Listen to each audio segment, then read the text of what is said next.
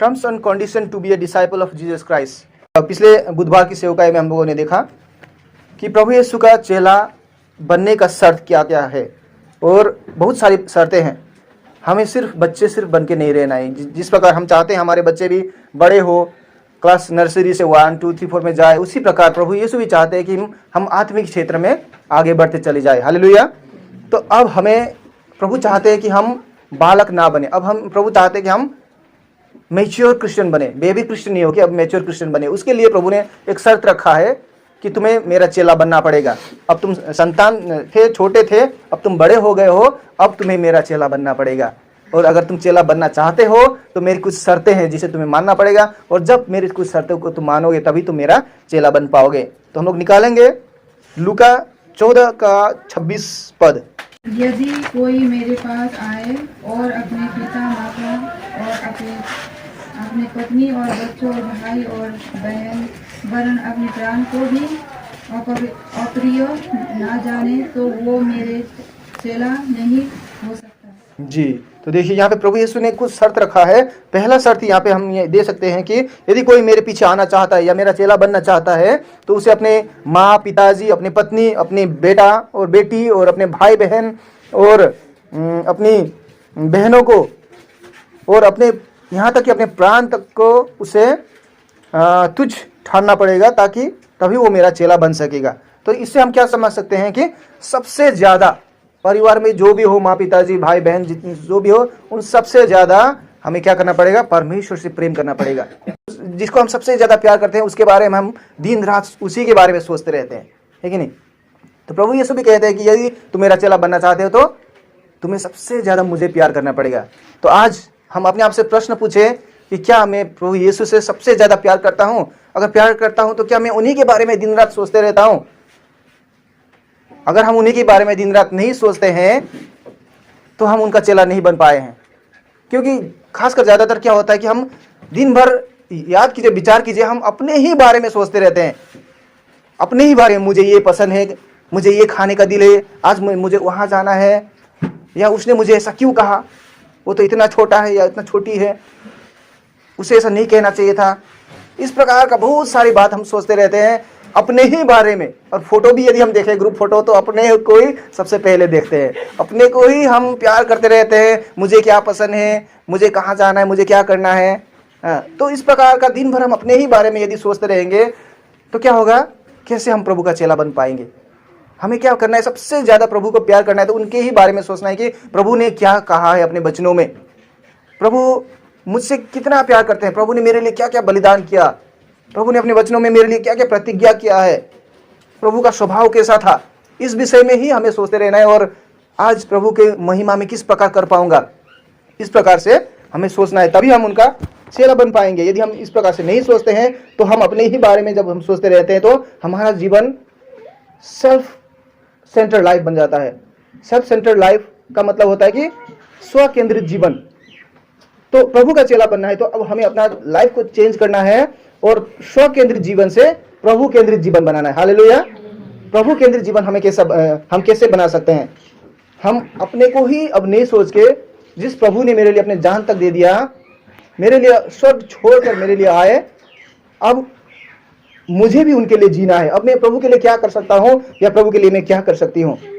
सेवकाई का मतलब हम लोग सोचते हैं कि कई बार मुझे भी सेवकाई करना है अब, लेकिन सेवकाई का मतलब क्या होता है? मैं सीख रहा था इन दिनों में कि जो भी व्यक्ति मुसीबत में है, मुसीबत में होने वाले व्यक्ति की अगर मैं मदद कर पाऊंगा वही सबसे बड़ा सेवकाई है। आमीन।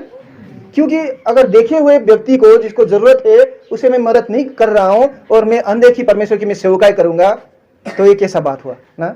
ये जिसको हम देख ही नहीं सकते उस परमेश्वर की हम सेवा करेंगे बोल के हम उस जरूरतमंद भाई को यदि हम सेवा नहीं कर रहे हैं तो हमसे बड़ा झूठा कोई है ही नहीं ना। हमारा पड़ोसी जो मुसीबत में है, जिसे हमारी जरूरत है, यदि हम उसको इग्नोर करके हम दूसरी तरफ सेवकाई करने जाते हैं, सुसमाचार सुनाने जाते हैं, तो हम किस प्रकार का सेवकाई कर रहे हैं ना? हमें समझना होगा कि मेरा पड़ोसी कौन है, जो जरूरतमंद कौन है, हमें उनकी मदद करना पड़ेगा सबसे पहले। तो जब हम उनकी मदद कर रहे होंगे तो वही है सबसे बड़ा सेवकाई, उसी से परमेश्वर प्रसन्न होते हैं। तो सेल्फ केंद्रित लाइफ जो बिताता है ना, जो अपने ही बारे में सोचता है, वो अपने परिवार को सिर्फ प्यार करता है, दूसरों को प्यार नहीं कर पाता है वो।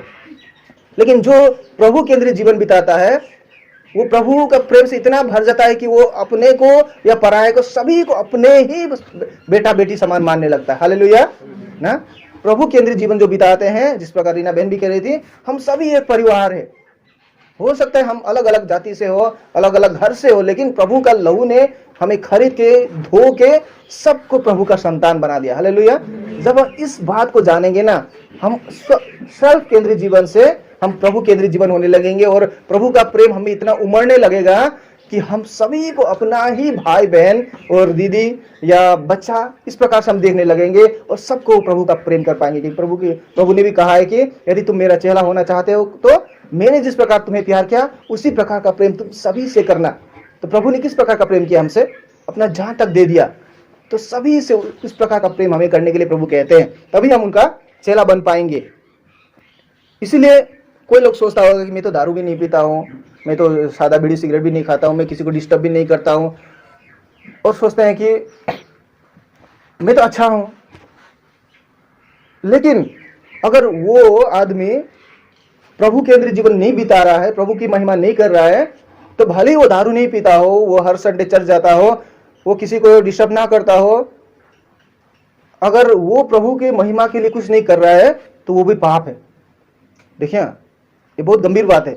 हम लोग को लगता है कि मैं सही हूं, मैं दारू नहीं पीता हूं, मैं किसी का झगड़ा नहीं करता हूं, मैं किसी के बारे में बुरे विचार नहीं रखता हूं, लेकिन फिर भी प्रभु के लिए यदि हम कुछ नहीं कर रहे, प्रभु की महिमा के लिए प्रभु केंद्रित जीवन नहीं बिता रहे, सेल्फ केंद्रित जीवन बिता रहे, अपने ही बारे में सोचते हैं, अपने परिवार के बारे में सिर्फ सोचते हैं, तो वो सेल्फ केंद्रित जीवन भी पाप है। इसलिए अब हमें सेल्फ केंद्रित जीवन से हट के प्रभु केंद्रित जीवन होना है। हर दिन में प्रभु की महिमा कैसे कर पाऊंगा, हमारा माइंड जो है मिशन माइंडेड होना है।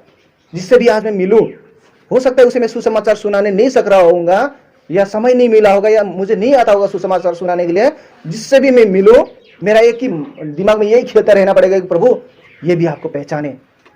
अंदर ही अंदर हमें उसके लिए प्रार्थना करना होगा, तभी हम प्रभु की महिमा कर रहे होते, तभी हम सेल्फ केंद्रित जीवन से प्रभु केंद्रित जीवन हो पाएंगे ना। तो इसीलिए प्रभु का चेला बनना है तो हमें सेल्फ केंद्रित जीवन से हमें प्रभु केंद्रित जीवन बनना ही पड़ेगा। जब हम प्रभु केंद्रित जीवन बनेंगे तो हम हमेशा सोचेंगे कि प्रभु कैसा था, प्रभु का स्वभाव कैसा था। प्रभु यदि इस जगह में होते तो उस व्यक्ति को क्षमा करते या उसे गाली करते। प्रभु यदि इस जगह में होते तो उस व्यक्ति का साथ कैसा बर्ताव करते। इस प्रकार का हमें सोचना पड़ेगा। और प्रभु कैसे थे, मुझे भी प्रभु जैसा ही बनना है। प्रभु का स्वभाव बाइबल में कूट कूट के भरा हुआ है। हमें लिखा है कि क्रोध करने में धीमा और प्रेम करने में बहुत ही जल्द थे वो ना।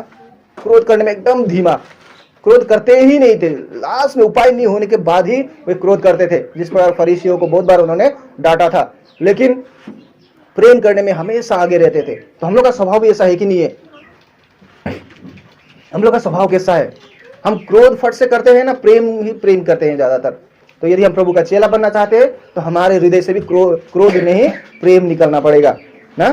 तो प्रभु केंद्रित जीवन। और आज का दिन में कैसे प्रभु को महिमा कर पाऊंगा, आज के दिन में प्रभु के स्वभाव में कैसे बढ़ पाऊंगा, हमेशा दिमाग में यही होना है, तभी हम उनका चेला बन पाएंगे, नहीं तो उनका हम चेला नहीं बन पाएंगे। इसलिए आज हम खुद को प्रश्न करें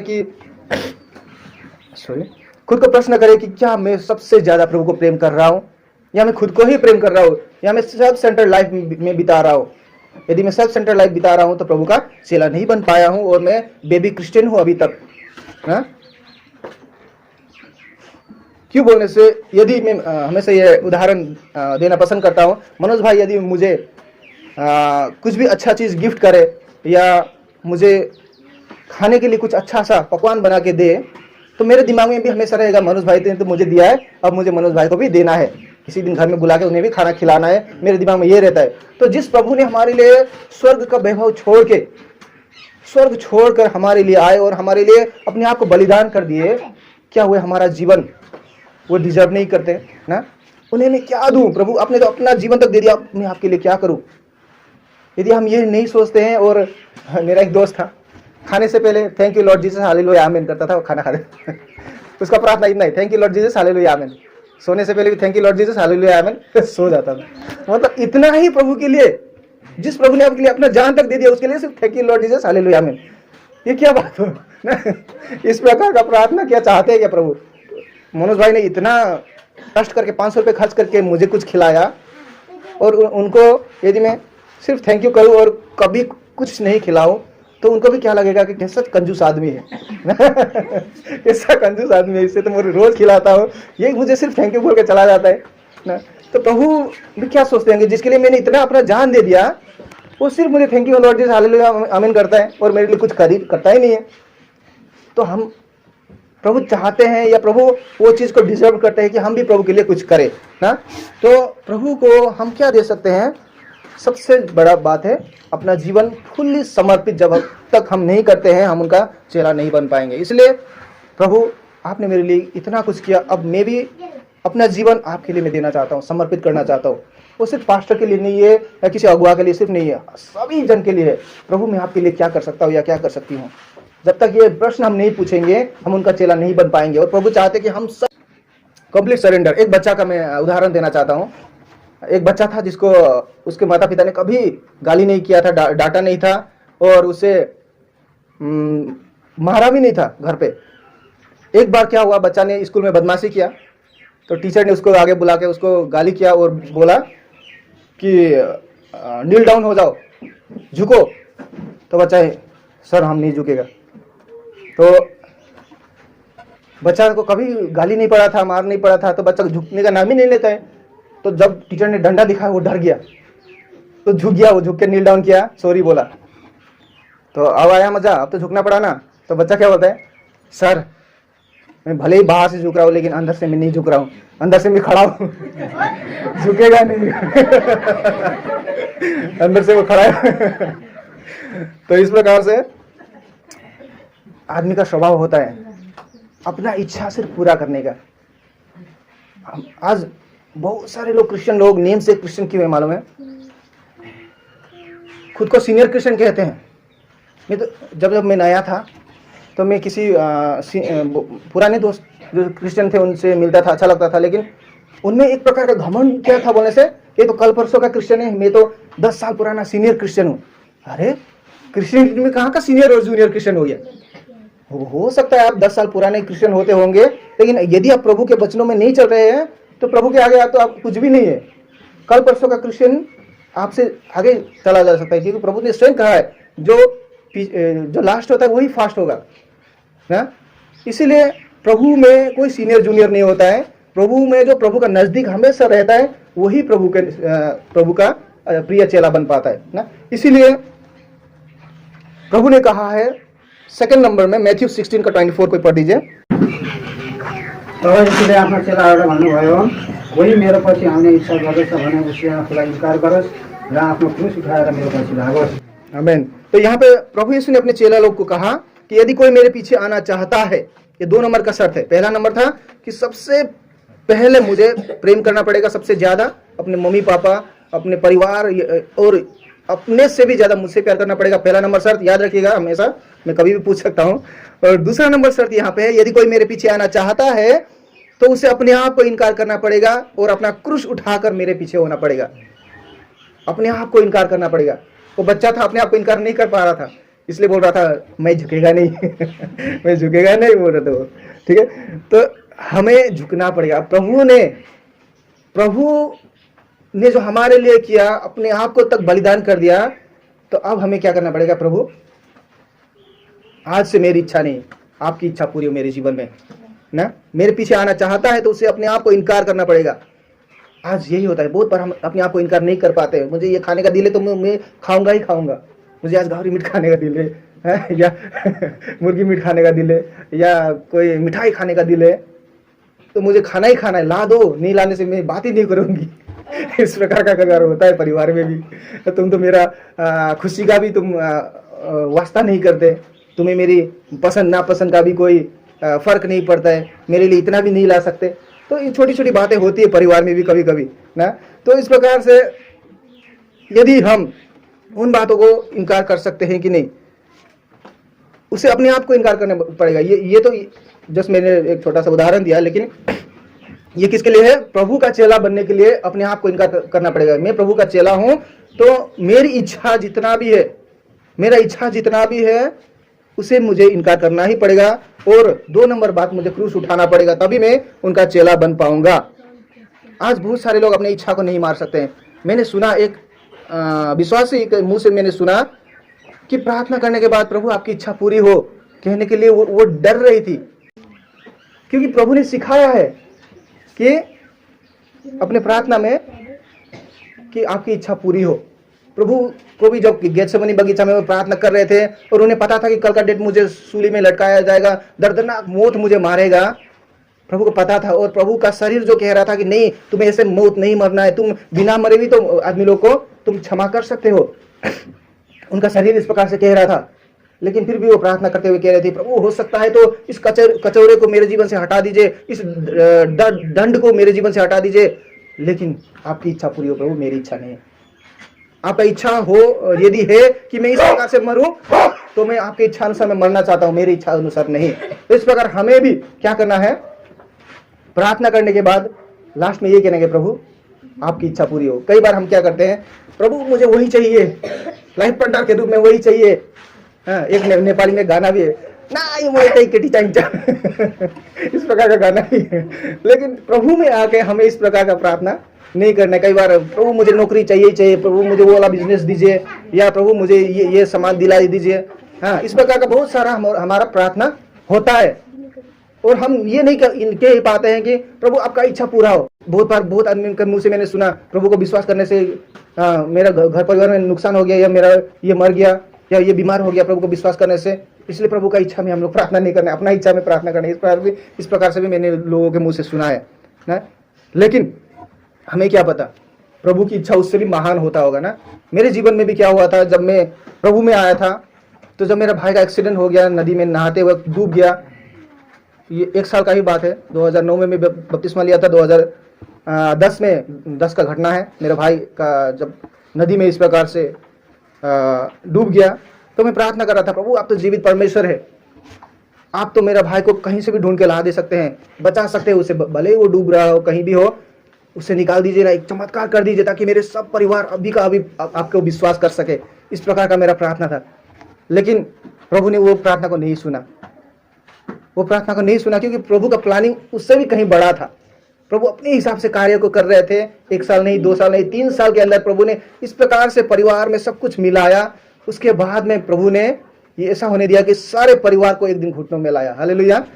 तो कई बार हम सोचते हैं कि प्रभु ने आज ही मेरे प्रार्थना को सुन देना है। जब प्रभु आज ही मेरे प्रार्थना को सुनेंगे तभी मिरेकल हो सकता है, तभी कुछ हो सकता है और मेरे जीवन में मैं सक्सेस होगा। नहीं, कई बार प्रभु 3 प्रकार से बात करते हैं। यस, फट से जवाब दे देते हैं, कई बार नो भी बोलते हैं, और कई बार वेट बोलते हैं, रुको थोड़ा, सब्र रखो, मैं तुम्हारी प्रार्थना को सुन रहा हूँ। जिसने तुम्हारे कान को बनाया, मैं तुम्हारी प्रार्थना को सुन सकता हूँ, मेरा भी कान है। जिसने तुम्हारे हाथों को बनाया, मैं तुम्हारे समस्या से तुम्हें मैं निकाल सकता हूँ अपने हाथों से, मेरा हाथ है। हाँ, इस प्रकार का परमेश्वर है हमारे ना। तो प्रभु का चेला बनने के लिए हमें क्या करना पड़ेगा, अपने आप को इनकार करना पड़ेगा। कई बार हमें लगता है कि मेरा ही इच्छा पूरा हो, इसीलिए अपना इच्छा को नहीं मार सकने के कारण ही आज तक बहुत सारे विश्वासी लोग बेबी क्रिश्चियन बन के रह गए हैं। कुछ समस्या आ गया, मेरा हिसाब से नहीं हुआ, मतलब नहीं हुआ, सब गलत है, मैं ही सही हूं। हाँ? मेरा हिसाब से नहीं हुआ तो कोई बात नहीं, प्रभु आपका हिसाब से हो, भले ही मैं गलत हो, भले ही मेरा बदनाम हो प्रभु, लेकिन आपका महिमा होना चाहिए। इस प्रकार का हमें सोच रखना होगा, तभी हम प्रभु का महिमा कर पाएंगे और प्रभु की इच्छा को पूरी कर पाएंगे। छोटी छोटी बातों में हो सकता है आज मुझे कुछ खाने का दिल हो या कहीं घूमने का दिल हो, मेरा पति समय नहीं दे रहा हो, प्रभु आपका इच्छा होने से अवश्य आप मेरे पति के हृदय में बात करेंगे और पैसे का जुगाड़ कर देंगे और हम घूमने जा सकेंगे और आपकी महिमा को कर पाएंगे। लेकिन आपकी इच्छा नहीं होने से दूसरे दिन मिला दीजिए। इस प्रकार का छोटी छोटी बातों में भी हम प्रभु की इच्छा को ढूंढने सकना पड़ेगा। हमें जिद नहीं करना है कि आज ही मुझे खाना है या आज ही मुझे जाना है। छोटी बात हो या बड़ी बात हो, सभी से प्रभु की महिमा हमें करना है ना।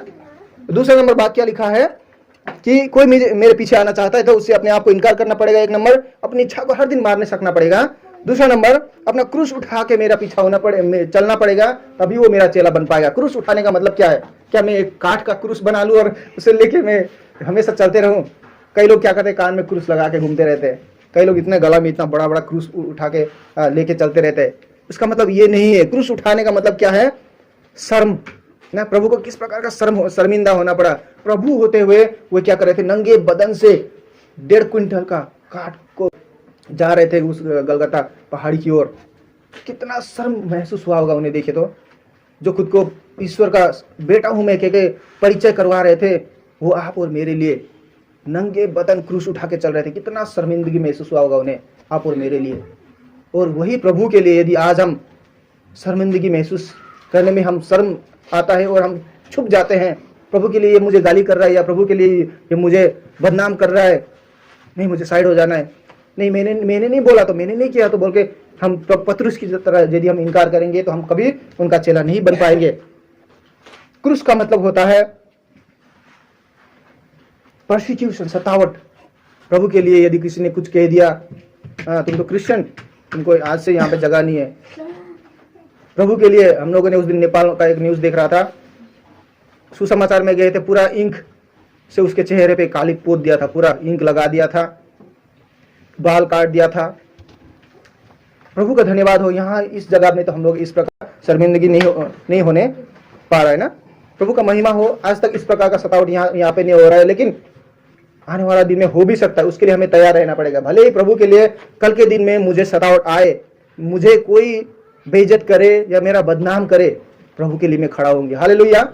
इस प्रकार से हमें कमजोर यदि है तो हमें मेंटली और फिजिकली भी हमें खुद को प्रिपेयर कर लेना होगा कि कल के दिन में प्रभु का मुझे चेला बनना है। तो यदि मैं सुसमाचार जाते वक्त कोई मुझे कुछ कहे तो मुझे चुपचाप सुनना पड़ेगा। जिस प्रकार प्रभु यीशु ने भी चुपचाप सुना था और सहा था, हमें भी उनका चेला बनना है तो हमें भी उनका जैसा स्वभाव अपनाना पड़ेगा।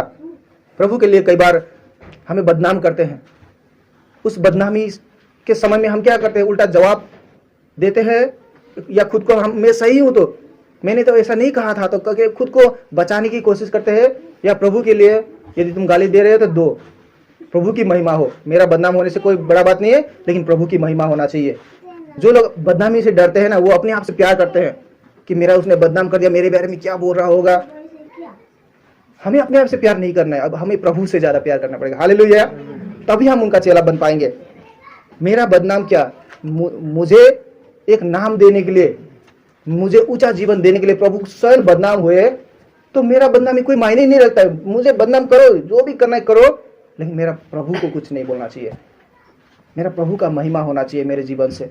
इस प्रकार का एटीट्यूड जब हम रखेंगे तभी हम उनका चेला बन पाएंगे। हालेलुया। और क्रोस का मतलब होता है मृत्यु। वो क्रोस को उठा के प्रभु मृत्यु की ओर जा रहे थे। तो हमें भी ये एटीट्यूड हमारा दिमाग में ये रहना है कि कल का डेट यदि प्रचार करते हुए या अपना जब मैं गवाही दूंगा या मैं सुसमाचार सुनाऊंगा या प्रभु के लिए जब मैं खड़ा होऊंगा तो मरना पड़े तो भी मैं मरने के लिए तैयार हूँ। हालेलुया। इस प्रकार का एटीट्यूड हमें रखना पड़ेगा।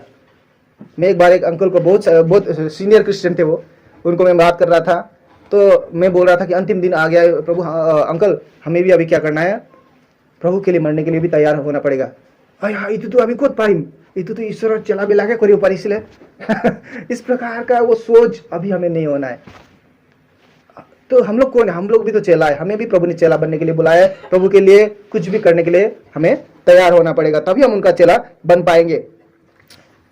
बहुत सारे लोग छुप जाते हैं, एक शैतान के साथ हाथ मिला देते हैं कि मैं भी प्रार्थना न करे, क्योंकि हम जब क्रिश्चियन लोग प्रार्थना करते हैं ना तो शैतान भागता है, और शैतान को मालूम है ये प्रार्थना करने से मुझे भगाएगा अपने परिवार से, अपने जीवन से।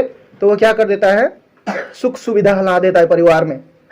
जब हमारे परिवार में सुख सुविधा आएगा, हम धीरे धीरे धीरे धीरे प्रार्थना में कमजोर होते चले जाते हैं। शैतान को मालूम है ये बात, इसलिए वो क्या करता है कि तुम्हारे परिवार में मैं सुख सुविधा ला देता हूँ, तुम भी प्रार्थना मत करो, हम भी तुम्हारे परिवार को डिस्टर्ब नहीं करेगा। इस प्रकार से हम लोग क्या करते हैं, शैतान के साथ हाथ मिला देते हैं। हमें शैतान के साथ कभी हाथ नहीं मिलाना है। भले ही मेरे जीवन में दुख आए, तकलीफ आए, लेकिन शैतान तुम्हारे विरुद्ध में मैं हमेशा प्रार्थना करूंगा और तुम्हें इस परिवार से, हमारे समाज से मैं भगाने की कोशिश करता रहूंगा। इस प्रकार का हमें प्रार्थना करना है। और जब हम इस प्रकार से प्रार्थना करेंगे तभी हम शैतान के साथ हाथ नहीं मिला के प्रभु के साथ हाथ मिला रहे होंगे। हालेलुया। हमें कॉम्प्रोमाइज नहीं करना है। जब हम कॉम्प्रोमाइज करते हैं तो हम क्रोश नहीं उठा रहे होते हैं। हिबी करे मोई भी अलमन कोरी दिम, ये भी थोड़ा सा खाता है, कृष्ण इतना साल पुराना कृष्ण है, हम भी थोड़ा सा खा देगा, ये शैतान के साथ हाथ मिलाया जैसा होगा और क्रूस को फेंक के शैतान के साथ आया हुआ जैसा होगा ना। इसलिए कॉम्प्रोमाइज यदि हम करेंगे, अवलंबन तो है, थोड़ा सा तो है, इस प्रकार से कॉम्प्रोमाइज करेंगे और क्रूस को नहीं उठाएंगे, क्रूस को साइड में रख देंगे, तो हम उसी दिन से हम नेम से क्रिश्चियन, चमड़ा क्रिश्चियन कोई दिमाग होते हैं, नेम से क्रिश्चियन होंगे बाहरी रूप से, और हम क्रिश्चियनिटी के नाम में हम कलंक होंगे यदि हम क्रूस को नहीं उठाएंगे और प्रभु का चेला नहीं बनेंगे। तो कौन है जो क्रूस को उठा के आगे बढ़ सकेगा और कौन है जो अपने आप को इनकार कर सकेगा? वही है जो हर दिन वचनों को अध्ययन करता है और वचन को पालन करता है। रीना बहन कह रही थी कि सुनने वाले सिर्फ ना हो कि अपने आप को धोखा मत दो, वरन पालन करने वाले भी हो और उनका चेला बनो। हालेलुया। एक नंबर में हमें आज्ञा पालन करना पड़ेगा, तभी हम अपने आप को इनकार कर पाएंगे और तभी हम क्रूस को उठा के प्रभु की ओर चल पाएंगे। दूसरा नंबर, हर दिन मेरा इच्छा नहीं प्रभु आपकी इच्छा पूरी हो, जो बोलते हैं ना, वही क्रूस उठा सकते हैं। लेकिन जो प्रभु मेरा इच्छा ही पूरा हो, आपका इच्छा थोड़ा दिन बाद पूरा होने दीजिए, इस प्रकार का प्रार्थना करते हैं, वो क्रूस नहीं उठा सकेंगे और अपने आप को इनकार नहीं कर सकेंगे। हर दिन हमें प्रभु का इच्छा पालन करना पड़ेगा। प्रभु आपका इच्छा जो है वही होने दीजिए, भले मेरा लॉस हो लेकिन आपका इच्छा पूरा होने दीजिए, क्योंकि आपका इच्छा में मेरा लाभ होता है। क्योंकि रोमी 8:28 कहता है कि परमेश्वर से प्रेम करने वाले के लिए सभी बातें भलाई उत्पन्न करते हो, आज लॉस है कल उससे डबल प्रभु हमको देंगे। ये प्रकार का विश्वास हमें होना चाहिए, तभी हम प्रभु की इच्छा अनुसार हम प्रार्थना कर पाएंगे। और हमें मालूम है कि हम अपने शरीर से, अपने ज्ञान और बुद्धि से क्रोस को नहीं उठा सकेंगे। क्रोस उठाना कोई मामूली बात नहीं है, अपने आप को इनकार करना कोई मामूली बात नहीं है। हाँ, सुबह सुबह ये ठंड के मौसम में उठ के प्रार्थना करना, समय देना मामूली बात नहीं है। अपने शरीर से हम नहीं कर पाएंगे, लेकिन जब हम पवित्र आत्मा से भर जाएंगे, प्रभु मुझे पवित्र आत्मा की सहायता दे, क्योंकि आपका नाम ही है सहायक, पवित्र आत्मा का नाम का अर्थ है सहायक। प्रभु मुझे आपकी जरूरत है, पवित्र आत्मा मुझे सहायता और मदद करे, तभी मैं उठ पाऊंगा, तभी मैं प्रार्थना में समय बिता पाऊंगा। इस प्रकार से पवित्र आत्मा से हर दिन खुद को भरने के लिए प्रार्थना कीजिए। जब हम पवित्र आत्मा से हर दिन भरेंगे तभी हम क्रोस को उठा पाएंगे, अपने सामर्थ्य से नहीं कर पाएंगे ना। इसलिए प्रभु ने कहा है कि मैं जाऊंगा और तुम्हारे लिए एक सहायक को भेजूंगा और उसी सहायक की मदद से ही तुम मेरे लिए गवाह को बनोगे ना। तो हमें हर दिन पवित्र आत्मा से भरने के लिए भी प्रार्थना करना पड़ेगा कि प्रभु मुझे आपकी पवित्र आत्मा से भर दे, ताकि मैं हर दिन आत्मा से भरा हुआ मैं जीवन बिता सकूं। और वही लोग क्रोस को उठा सकेंगे और अपने आप को इनकार कर पाएंगे जो निस्वार्थ भाव से लोगों की सेवा करते हैं। स्वार्थी मन नहीं होना चाहिए कि मैं इसका सेवा कर रहा हूं, बदले में मुझे भी कुछ मिलेगा क्या, मैं इसको मदद कर रहा हूं, बदले में कुछ फायदा होगा क्या। इस प्रकार से स्वार्थी मन से, जिसका साथ मुझे इसको मदद करने से कुछ फायदा नहीं होगा, छोड़ो साइड दो, इस प्रकार से स्वार्थी हिसाब से यदि हम किसी की मदद कर रहे होंगे तो हम अपनी क्रूस को नहीं उठा पाएंगे और अपने आप को इनकार नहीं कर पाएंगे। इसलिए प्रभु ने जिस प्रकार से बिना स्वार्थ हर दिन किसी न किसी के जीवन में कार्य को किया और आज भी कर रहे हैं, उसी प्रकार हम भी यदि उनका चेला है तो हमें भी निस्वार्थ भाव से प्रभु की सेवा करना है, तभी हम अपने आप को इनकार कर पाएंगे। और वो लोग ही अपने आप को इनकार कर पाएंगे जिनमें पवित्र आत्मा का फल लगा हुआ है।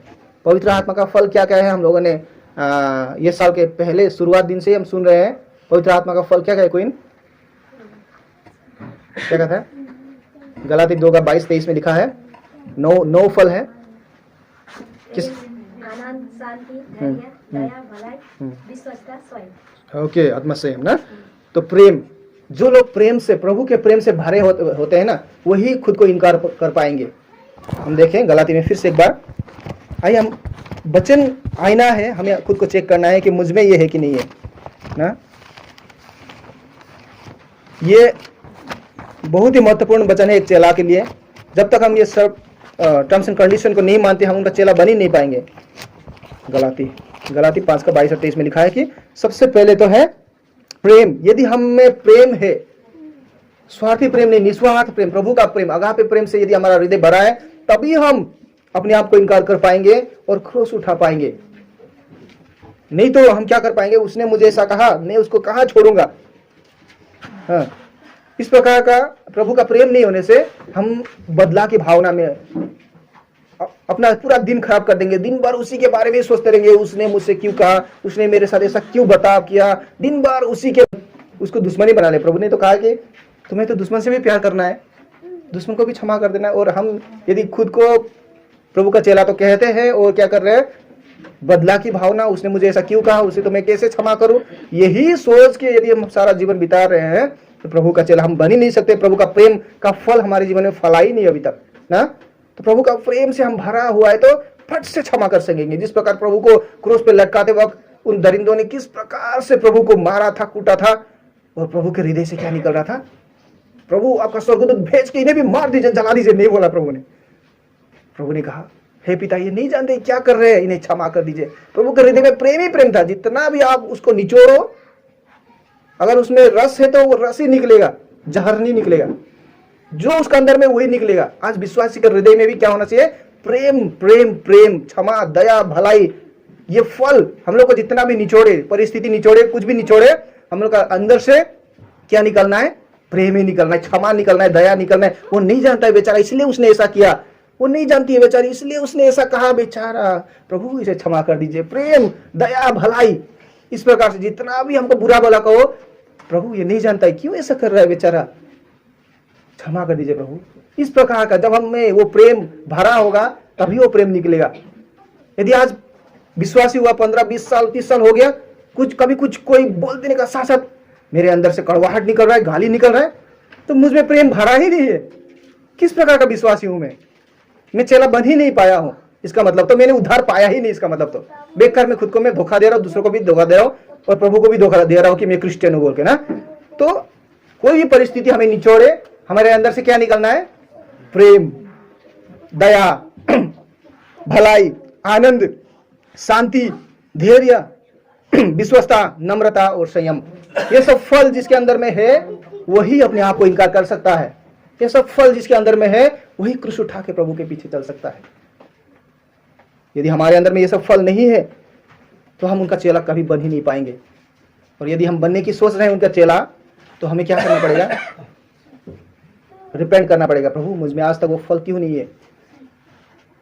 किस वजह से आज तक इतना साल का विश्वासी बन गया, अभी भी मेरे अंदर से प्रेम नहीं निकल रहा है, क्षमा नहीं निकल रहा है, दया नहीं निकल रहा है, स्वार्थ सिर्फ निकल रहा है। हमें रिपेंट करना पड़ेगा। यूहन्ना 15:8 हम देखेंगे। तिमीहरूले धेरै फल फलाएर मेरो चेला हो भन्ने प्रमाणित गरौ भने यसैमा मेरा पिताको महिमा हुनेछ। आमेन। तो यहाँ पे देखिए, तुम लोग यदि ज्यादा से ज्यादा फल फलाओगे और मेरा चेला बनकर प्रमाणित करोगे तो मेरा पिता का महिमा होगा। देखिए, चेला लोग का जीवन से फल फलता है।